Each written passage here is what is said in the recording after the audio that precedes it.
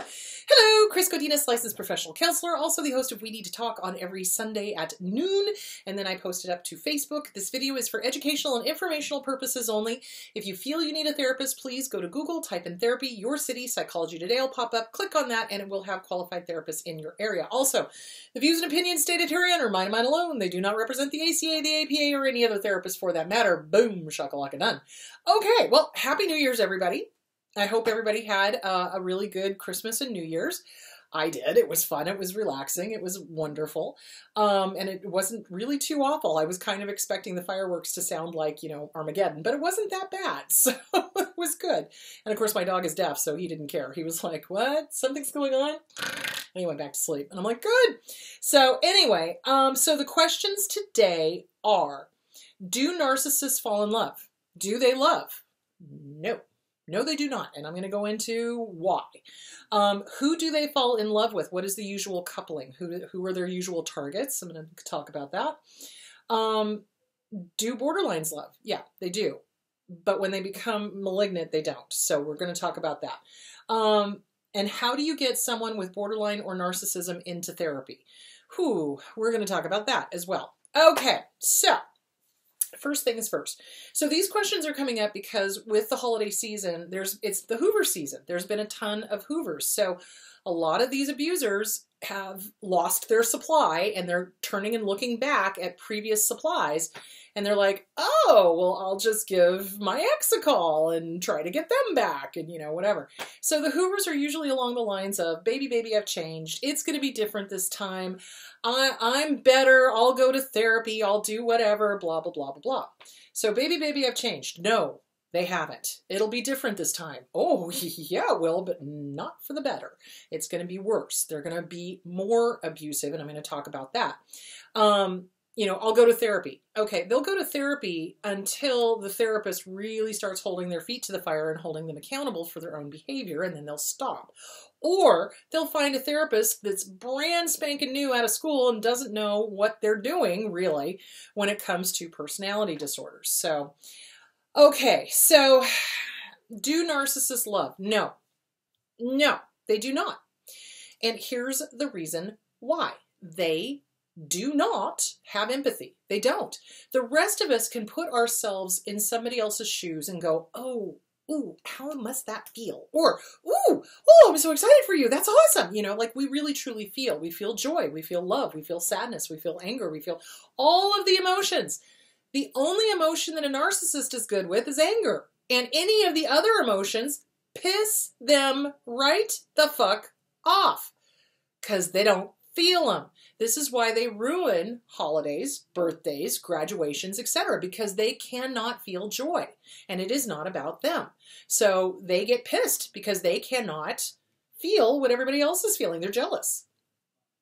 So, will they change? No, they will not. They absolutely will not change. They get worse. They do not get better. They get worse with age. So, you know, okay, what if I tell them, okay, we'll get back together, but you have to go to therapy. Okay, here's the deal. Like I said, they will only get in with a therapist that does not know what they're doing. They'll only change just enough to get back into your good graces. What ends up happening is if you accept the Hoover and if you allow that denial to rule you, that whole, oh, but they've changed and I love them and I can love them into sanity. No, honey, you can't. You can't. I wish to God we could. Wouldn't this be a beautiful world if love really truly could conquer all and if love really truly could heal everything? It can't. You cannot love them into sanity. You cannot. I wish you could, but you can't. What will end up happening is you'll take the abuser back and you'll be in that honeymoon phase because now the clock starts all over again. So now we're in the love bombing phase. Pretty soon you're going to be in the discard phase. They're going to start poking at you. And why? Why is the abuse worse when you go back to an abuser? Because they are all ego. They are all ego. There is no there is no conscience there. There is no soul there. There is no heart there. There is no emotive, what's the word I'm looking for? Compassion. There's no you know, they can't relate. They're not, how do I put this? There's no empathy. There is no empathy. I've said it before. There's no empathy. They cannot relate. They can't.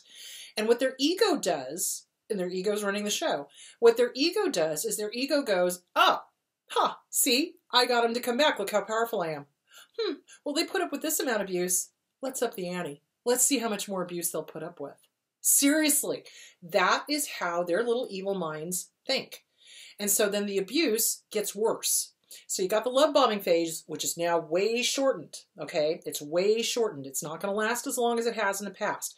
Now they're into the discard phase. Now they're into the abusive phase. Now they're into the verbally, you know, you're wrong, you're this, you're that. Why do you always do that? You. It may up into physical abuse. And then boom, the breakup happens or the really abusive event happens. You split. And then pretty soon they're back to hoovering again. It's a clock. It just keeps going. So you don't ever want to go back with them. No, they are not going to change. No, you cannot love them into sanity. No, they don't get better. They will just keep getting worse. That is what narcissists do. There's collapsed narcissists are the ones who are older. I've talked about this before. They no longer have anybody they can abuse. They've lost their money, their looks, their power, the whatever. And they're just miserable human beings. Miserable to be around. And unfortunately, the old age homes are filled with them. So, and I've talked about this before about, you know, this woman down the hall from my mom who was just a miserable, nasty piece of work. I felt sorry for the workers that had to put up with her because she would spit at them and she would swear at them and she was snapping her fingers at them. And I'm just like, you know, bitch, you know, it just irked me greatly because the people who worked there were really great. At least they were really great to my mom because my mom was really great to them. Funny how that works. Karma, it's a thing. Anyway, so they do attract each other in that a major narcissist will get with a minor narcissist. So a major narcissist, you know, overt, out there, thinks they're great, will get together with a covert one, or they'll get together with a minor narcissist, so they're not completely as bad as the major narcissist, but they're still pretty bad. So those are the couplings that you see when you leave an abuser and then they marry somebody else, and then the two of them team up to start picking on you.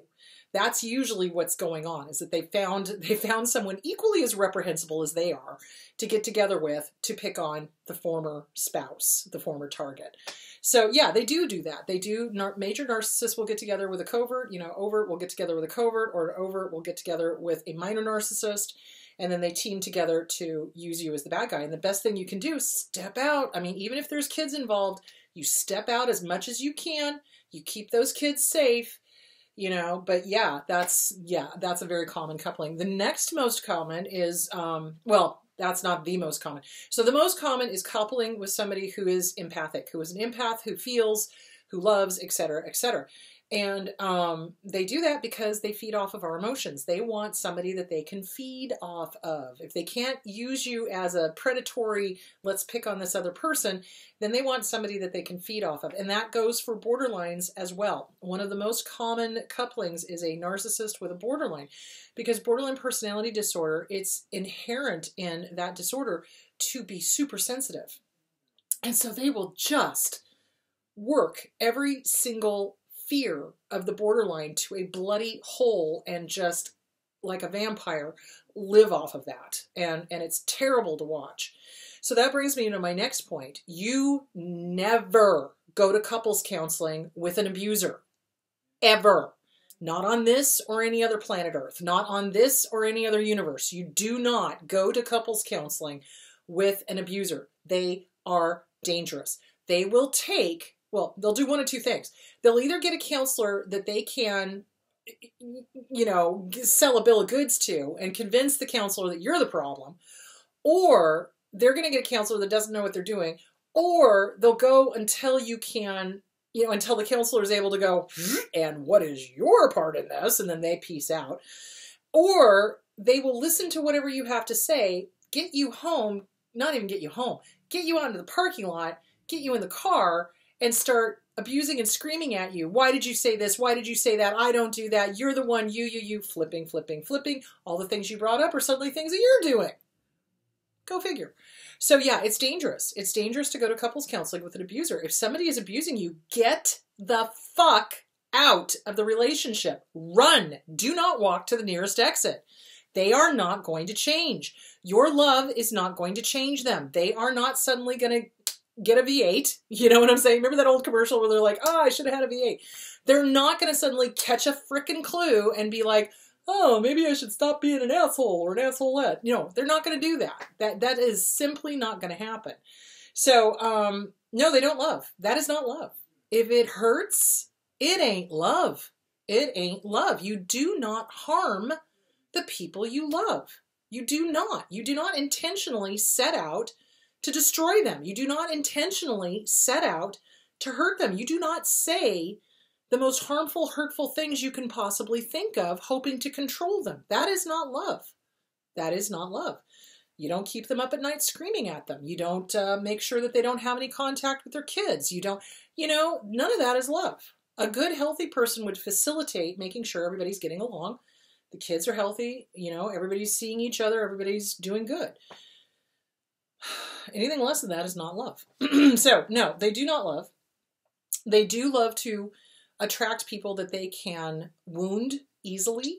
So that would be, empaths or borderlines. And borderlines down at the lower end of the spectrum, yes, they can love. Unfortunately, as they start sliding into the higher end of the spectrum, the witch, the queen, they start enjoying inflicting pain. So it's at that point, no, definitely not.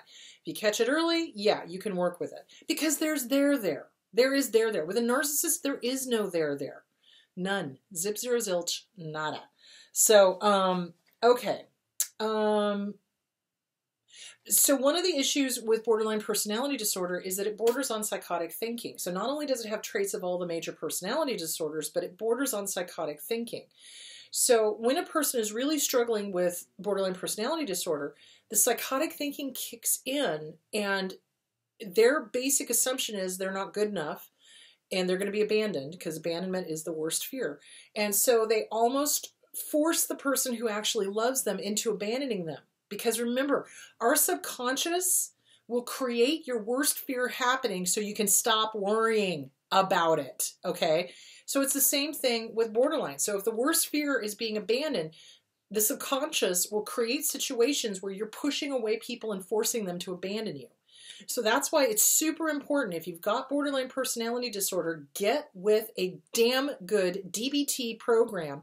Start working on self-esteem. Start working on the trauma that created this in the first place, and start working on all of that so that you stop pushing away people that love you. And it's really sad, because it's like, in speaking with people that have borderline, because yes, I do work with borderlines, when they are down here at this end of the spectrum, it's like they so desperately want to be loved and accepted, but as soon as somebody comes into their life that really does love and accept them, they're shocked to find themselves with this psychotic thinking that's just pushing them away, and they're terrified that they're going to get abandoned, and then they do get abandoned oftentimes because the other partner can't cope.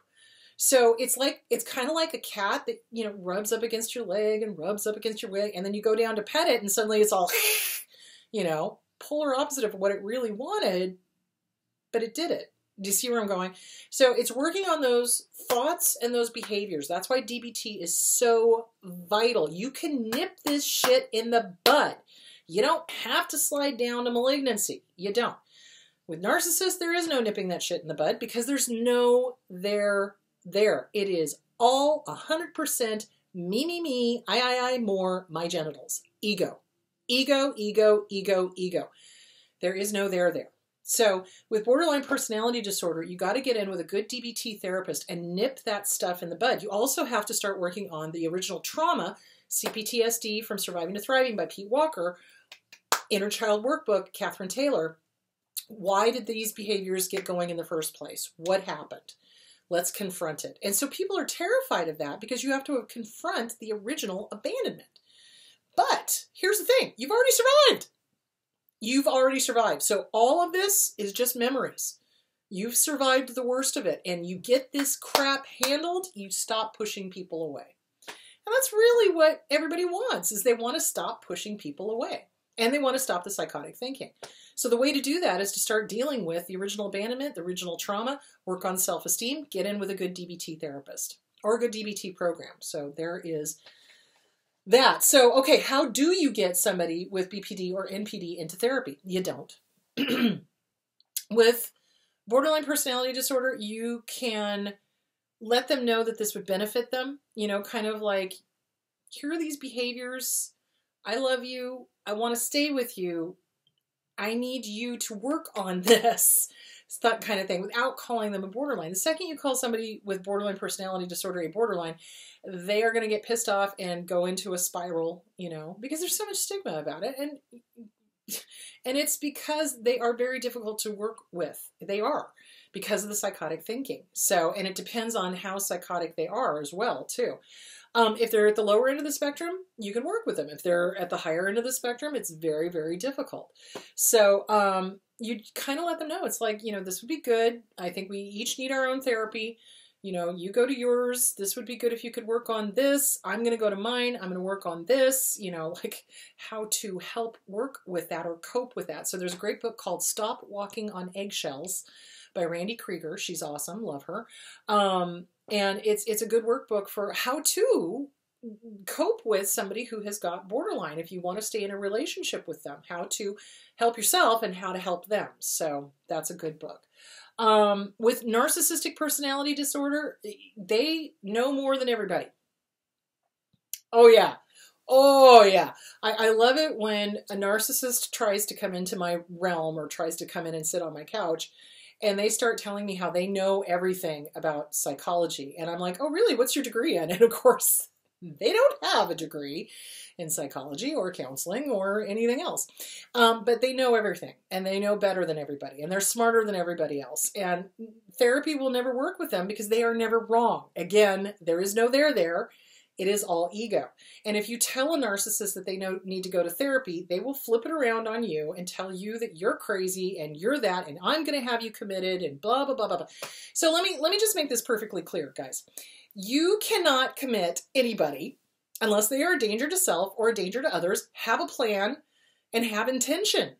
That's the only time you can commit them. Now, in the old days, in the bad old days, it used to be that you could commit anybody for anything at any time because it wasn't really regulated. But thank God, now it's like, no, you have to have intention, you have to have a plan, you know, and you have to be very vocal about it. Otherwise, you're not going to get committed.